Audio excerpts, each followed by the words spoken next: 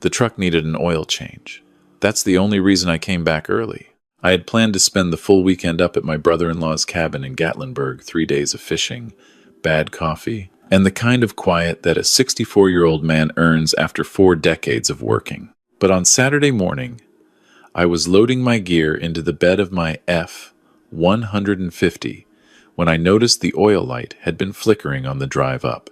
Frank didn't have anything to drain it with, and I wasn't about to push my luck on a 2-hour mountain road. So I packed up Saturday evening instead of Sunday, kissed the peace and quiet goodbye, and pointed the truck south toward home.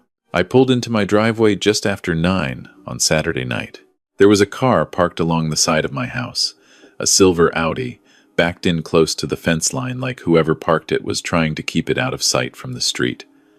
I didn't recognize it. I sat in my truck for a moment with the engine running, looking at it. My son Daniel's Jeep wasn't in the driveway. I knew he was traveling for work that weekend, a conference up in Chicago. He'd asked me 2 weeks ago if I could be available in case my daughter-in-law Rachel needed anything with the grandkids. I had said yes, without hesitating. I always said yes. My house sits on 2 acres, at the edge of a quiet neighborhood. Behind the main house, about 40 yards back, there's a workshop, a big detached garage I built 14 years ago with help from my brother and 2 good neighbors. Patricia picked out the wood stain. She drove to 4 different hardware stores because she didn't want just any shade of red. She wanted the color of a barn in a painting she'd seen somewhere, warm and deep. She found it. She was like that. She never settled for something that was almost right when the right thing existed somewhere and just needed looking for. After she passed 3 years ago, I spent most of my evenings in that workshop, not building anything for a long while, just sitting with her coffee mug on the workbench beside me, listening to the radio she used to complain was too loud. It was the place I felt closest to her, the one corner of the world that still smelled like sawdust and her hand lotion and the lavender candles she burned to cover the wood stain fumes. The light in my workshop was on. I could see the yellow glow through the small window that faces the house. I stood in my driveway for a moment after killing the engine, telling myself it was probably Daniel. Maybe his flight got canceled. Maybe the conference ended early. Maybe he stopped by to check on things. But Daniel's Jeep wasn't there, and the Audi wasn't Daniel's. I walked around the side of the house slowly. The grass was still wet from an afternoon rain, and I remember the sound of it under my boots, that soft press and pull of damp ground. The night was warm, the kind of Tennessee September evening that holds the heat from the day long after dark. I stopped when I reached the corner of the house, where I could see the workshop clearly. The door was cracked open. I could hear music. Something low and indistinct, not the classic country station I kept programmed into the old radio on my shelf.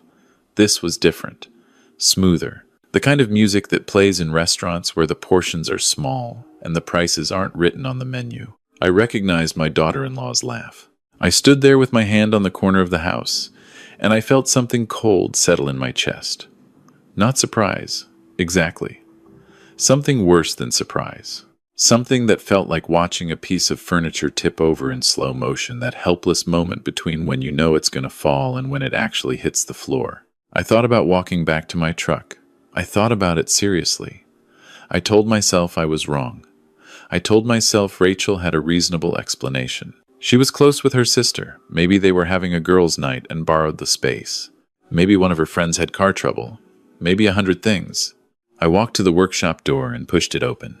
Rachel was sitting on the old wooden stool I kept near the workbench, and there was a man standing beside her, close enough that their arms were touching. He was tall, maybe mid-40s, wearing a button-down shirt with the sleeves rolled up. There was an open bottle of wine on my workbench. 2 glasses. The radio I kept tuned to 650 AM was playing something I didn't recognize. They both turned when the door swung open. Rachel's face went through about 4 different expressions in the space of 2 seconds. The last one was something I can only describe as cold calculation, the look of a person deciding quickly how to manage a situation. The man took a step back. He said something low that I didn't catch. "Walter," Rachel said. Her voice was almost completely steady. "I thought you were gone until Sunday." "I was," I said. I looked at the man. He was looking at the floor, then at the door, then at me. in a cycle that told me everything I needed to know about his character. "Who are you?" I asked him. He told me his name was Marcus. He said it like he was hoping I'd receive it and move on. "Marcus," I said, "I think you should leave." Rachel started to say something. I raised one hand, just slightly, and she stopped. I don't know why she stopped. Maybe it was the tone. Maybe it was the fact that I wasn't raising my voice. My father taught me something when I was young that I never forgot. He said the quieter you get, the louder the other person hears you. I was very quiet. Marcus picked up a light jacket from the edge of the workbench and walked past me without making eye contact. I heard his footsteps cross the gravel, heard the Audi's door open and close, heard the engine turn over. I stood in the doorway of my workshop and watched his taillights until they reached the end of my long driveway and turned out onto the road. Then I turned back to Rachel. She was standing now. She had picked up her wine glass and was holding it with both hands, and her chin was up in the way I had seen before when she and Daniel argued, when she was challenged about something. Defensive. "Ready. I know what you're thinking," she said. "I'm not thinking anything yet," I said. "I'm still looking at my wife's workshop with another man's jacket on her workbench." Rachel set the glass down. "Marcus is a colleague. We were just talking." I looked at the two wine glasses. I looked at the music playing from my radio that she had retuned without asking. I looked at the stool she had been sitting on, Patricia's stool, the one she always dragged over when she'd come to watch me work, pulled close to where Marcus had been standing. "Rachel," I said, "don't." She was quiet for a moment. Then something shifted in her face, and for a second I thought she was going to cry, and I thought maybe that would make this easier, the crying, the confession, the beginning of some honest conversation, but she didn't cry. What I saw in her expression was harder than that. It was resentment. "You shouldn't have come back early," she said. "No," I said. "I suppose I shouldn't have." I asked her to go home. I told her I needed some time in my workshop alone. She looked at me like she wanted to say something else, and then seemed to decide against it. She took her purse from the corner near the door. I hadn't even noticed it there, and she left. I watched her silver car from the window until it was gone. Then I sat down on Patricia's stool, and I put my hands flat on the workbench, and I looked at the two wine glasses she had left behind, and I allowed myself to feel everything that was trying to push through all at once. Daniel had married Rachel 9 years ago. I was there when he proposed a backyard dinner that he spent 3 days preparing, because he was that kind of man, careful and thoughtful and willing to put in the work. Patricia cried when Rachel said yes. She pulled me close in the kitchen afterward and said, "She's going to be good for him, Walter. I can feel it." I had trusted Patricia's instincts about people for 38 years. She was almost never wrong. I sat in that workshop for a long time. I thought about my grandchildren, Emma, who was 8 and already reading books 2 grades above her level, and Noah, who was 5 and who called me Pop Pop, and who always wanted to know how every tool in my workshop worked. I thought about what their lives were going to look like in 6 months, or a year, or 10 years, depending on what happened next. I thought about Daniel, about the trip to Chicago, about how he would call Rachel that night before bed, the way he always did when he traveled, and she would tell him everything was fine. I didn't sleep much that night. In the morning, I made coffee and sat at the kitchen table for a long time before I picked up my phone. I wasn't calling Daniel, not yet. I needed to know more before I handed my son a grenade without understanding what I was dealing with. What I mean is, if this was one moment of bad judgment, a single evening that had gone somewhere it shouldn't have, that was one thing. If this was something else, something with deeper roots, Daniel deserved to know the full shape of it, not just the piece I'd stumbled into. I had a friend named Gerald. We'd worked together for 20 years at the same engineering firm. Gerald had gone into private investigation after he retired, not the kind you see in movies, mostly insurance fraud and background checks. But he was thorough and he was discreet, and he owed me more than a few favors from over the years. I texted him first, told him I needed to talk. He called me back within the hour. I gave him Marcus's first name and the description of the Audi. Gerald told me he'd have something in a few days. I told him to take whatever time he needed. Rachel called me Sunday afternoon. I let it ring. She called again in the evening. I didn't answer that time either. I needed to be calm when I spoke with her, and I was not yet calm. Gerald called me on Wednesday. Marcus Webb, 46 years old, regional sales director for a medical supply company headquartered in Nashville. He and Rachel had worked on a joint project 2 years ago. His company and her firm had partnered on a contract. They had stayed in contact after the partnership wrapped up.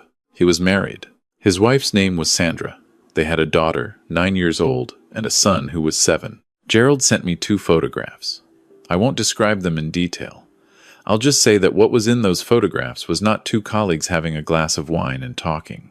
I put my phone face down on the kitchen table and looked out the window at the backyard for a long time. The big oak Patricia and I had planted the year we moved in was turning early, the tips of the leaves going amber at the edges. She always said that tree was the best thing we'd ever done to this property. Better than the kitchen remodel, better than the back deck. Just that one tree, planted in the right place, growing for 30 years. I thought about Sandra Webb. I thought about a woman who had 2 children and a husband who drove a silver Audi to another man's property and left his jacket on a dead woman's workbench. I thought about what it would mean for Sandra to not know. Daniel came home from Chicago on Thursday evening. I drove over to their house Friday morning under the pretense of fixing the screen door he'd asked me to look at weeks ago. I brought my tools. Rachel was home. She worked remotely on Fridays. She met me at the door, and her expression was unreadable. Daniel was in the back, putting the kids through a reading lesson he did with them every weekend morning, something that had started as a quarantine habit and never stopped. I could hear Noah complaining about the letter Q from the hallway. I replaced the screen. I drank the coffee Daniel brought me. I watched Rachel move around the kitchen with the careful neutrality of a person who has rehearsed their normal. She didn't look at me directly when she refilled the coffee pot. I didn't look at her directly either. Daniel walked me out to my truck when I was leaving. "You're quiet today," he said. He was 38 years old, and he still looked like the boy who used to fall asleep in the workshop watching me sand cabinet doors.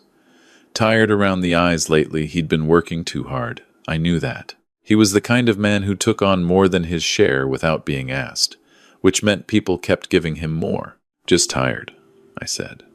"Old man stuff." He laughed. He clapped me on the shoulder and told me he'd call me that weekend. I drove home and sat with what I knew for the rest of the day. I want to be clear about something. I have never been the kind of father who tried to run his son's life. Patricia and I made a decision early we would raise Daniel to be his own man, and when he was grown, we would trust him to handle his own life. We gave opinions when asked. We bit our tongues when not asked. I had held that line for 38 years. But Daniel wasn't just a grown man making his own choices. He was a man being deceived. There is a difference. A man who chooses something with full information is exercising his freedom. A man who is being lied to isn't choosing anything. He's just moving through a false version of his own life, making decisions based on facts that aren't real. My son deserved real facts. And there was something else. Something I kept coming back to every time I tried to think clearly about this. Sandra Webb deserved real facts, too. I found her through Gerald. He sent me her work email. She was a nurse practitioner at a practice in Brentwood. He also found her personal phone number. I held both pieces of information for 2 days without using them. On Sunday evening, I sat in the workshop with the lights low and the radio off, and I thought about Patricia. I thought about whether she would have done what I was thinking about doing. Patricia was not a soft woman. She had a tenderness that ran deep, but she had a spine of iron underneath it, and she had a very clear sense of what was right. She didn't believe in comfortable lies. She didn't believe that protecting people from hard truths was the same as protecting them. She used to say that kindness sometimes wore the mask of silence, but silence wasn't always kind. I picked up my phone and I called Sandra Webb. She answered on the second ring. Her voice was warm and slightly cautious, the way anyone sounds when an unfamiliar number calls on a Sunday evening. I told her my name. I told her who my son was. I told her what I had seen in my workshop 8 days earlier, and I told her that I had documentation she was welcome to review if she chose to. I told her I was sorry to be the one making this call. I told her she deserved to know. She was very quiet for a long time. Then she asked me just one question. She asked if I was certain. I told her I was. She thanked me. Her voice didn't break, but I could hear the weight of what I'd just placed on her, the way a floor sounds different when something heavy is set down on it. We spoke for less than 4 minutes. When she hung up, I sat for a while in the dark of my workshop and felt the strange, heavy stillness of having done something that couldn't be undone. The following Tuesday, I called Daniel and asked him to meet me for breakfast. Just the two of us. He could hear something in my voice. He'd always been perceptive that way, even as a child, and he didn't ask questions, just said he'd be there. We met at the diner on Franklin Pike that we'd been going to since he was a teenager. We ordered the same things we always ordered. When the food came, I set my fork down, and I looked at my son, and I told him everything. I told him about coming home early, about the workshop, about Marcus Webb, about Gerald and the photographs, about Sandra. I watched him go very still. Daniel was not a man who showed a lot of emotion in public. He had that from me, I think, that tendency to pull inward when something was hitting hard. He looked at the table. He looked at his coffee cup. His jaw worked once. He didn't say anything for almost 2 full minutes. Then he said, very quietly, "How long have you known?" "Since the night I came home," I said. "I wanted to have everything before I came to you. I didn't want to hand you half a picture." He nodded slowly, like he was taking inventory of something internal. "The photos," he said. "Gerald still has them?" He sent them to a secure folder. "Whatever you need." He picked up his fork and looked at his eggs and put it back down without eating. "She was in Mom's workshop," he said. Not a question. He already knew. I had told him. But sometimes people need to say a thing out loud to make it real. "Yes," I said. He pressed his hand flat against the table, the same gesture I had made that first night. I noticed that, and it hit me somewhere in the sternum. We sat there together for a long time. I paid the check. He didn't argue about it the way he usually did.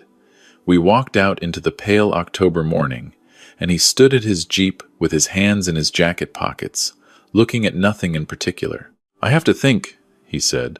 "You have time," I said. "Take what you need." He looked at me then. His eyes were red at the edges. "Why did you call her? The wife. Why not just why her first?" I thought about how to answer that. I had thought about it for days, and I still wasn't sure I had the perfect explanation. What I told him was this: that Sandra Webb had 2 children who needed their mother to have real information about her own life. That Sandra was living inside the same lie that he had been living inside, and she hadn't done anything to deserve it any more than he had. That sometimes the right thing to do wasn't the easy thing, and wasn't the thing that felt satisfying in the moment, but was the thing that took the widest view of who was actually getting hurt. Daniel listened. He nodded once. "Mom would have done the same thing," he said. "I know," I said. He hugged me before he got in the Jeep. A long, tight hug, the kind he hadn't given me since Patricia's funeral. I stood in the parking lot of that diner and watched him drive away, and felt the particular exhaustion of a man who has done the right thing and knows it doesn't make anything easier. The next several weeks were difficult. I won't dress them up. Daniel retained an attorney. Rachel retained one of her own. There were conversations that took place that I was not part of and don't know the full content of, because they were between a husband and his wife, and I had made my contribution and stepped back. That was where I belonged. What I know is this: Rachel did not deny it. After a certain point, the photographs were what they were. Marcus Webb, from what I understood, had already been confronted by Sandra. I don't know the details of their situation, and I didn't try to find out. That wasn't my story to follow. Daniel moved into a short-term rental in early November. He took the kids on alternating weeks, which wasn't easy for any of them. Emma was old enough to understand that something had broken, and not old enough to understand why. Noah kept asking when Daddy was coming back to sleep at the house, and I didn't always have a good answer when he asked me. I picked them up from school on Thursdays when Daniel was busy, and sometimes I brought them to the workshop. I taught Emma how to sand a piece of wood with the grain. I let Noah sort hardware into the little labeled jars on the shelf, which was not technically useful but which he took extremely seriously. I let them eat their after-school snacks, sitting on the workbench, their feet swinging, asking me questions about every tool in the place. One afternoon, Noah picked up the old coffee mug I kept on the shelf. Patricia's mug, the one with the bluebird on it, the one I'd never been able to put away, and looked at it very carefully. "Pop, pop," he said. "Whose is this?" "That belonged to your grandma," I said. He held it with both hands, the way small children hold fragile things, serious and steady. "Does it make you sad?" he asked. I thought about it. "Sometimes," I said. "But mostly it makes me remember good things." He nodded like that made complete sense and handed it carefully back to me and went back to sorting the hardware. I set the mug back on the shelf and looked at it for a moment. Then I looked at Emma, who was focused on her sanding with the precision of someone who had been told there was a right way to do it and intended to find it. Then at Noah, counting screws with his lips moving. This, I thought, is still here. Whatever has broken, whatever is hard right now, these two are still here, and they are fine, and they will be fine. The court process moved slowly, the way those things always do. Daniel's attorney was thorough. The financial piece was the part I hadn't fully seen coming, but which became significant. Rachel had made several large transfers from their joint savings over the 14 months preceding that September evening. Daniel had noticed discrepancies, but had trusted her explanations. He hadn't pushed. He was that kind of husband, trusting, not inclined to question, not suspicious by nature. That trust had cost him. The judge ordered a forensic accounting review. What came back was substantial, not ruinous, but significant. The transfers had gone toward things that weren't hard to trace, once someone was looking expenses that had nothing to do with their household, their children, or their shared life. I won't say I felt satisfaction. That's not quite right. What I felt was something older and quieter than satisfaction, the feeling of watching something that was already broken get recognized as broken. The difference between a lie and the truth isn't just moral, it's structural. A lie is a building with a bad foundation. It will stand for a while, sometimes for years, but it is always going to come down. In December, Daniel came over on a Sunday, and we built a set of wooden toy shelves for the kids' rooms at his rental apartment. We worked for most of the day without talking much. That was something we had always been able to do, share a space without filling it up with words. Patricia used to say she had a husband and a son who could communicate in silence better than most people did in full sentences. She meant it as a compliment, I think, though she said it with that particular look she had. At some point in the afternoon, Daniel set down his sanding block and looked around the workshop. "I want to tell you something," he said. I kept my hands busy. "What you did calling Sandra Webb before you called me, I didn't understand it at first. Honestly, I was a little angry about it. That you'd told someone else before you told me." "I know," I said. "But I've been thinking about it," he said. About her kids. About what she would have been dealing with if she hadn't known. About the fact that her husband would have gone home to her that night and every night after, and she'd have been living inside something she didn't know. He was quiet for a moment. "She didn't deserve that." "No," I said. "She didn't." "Neither did I," he said. "But at least I had you to tell me." He picked the sanding block back up. She didn't have anyone. We worked until the light outside the workshop windows went thin and blue with early winter dark. He stayed for dinner.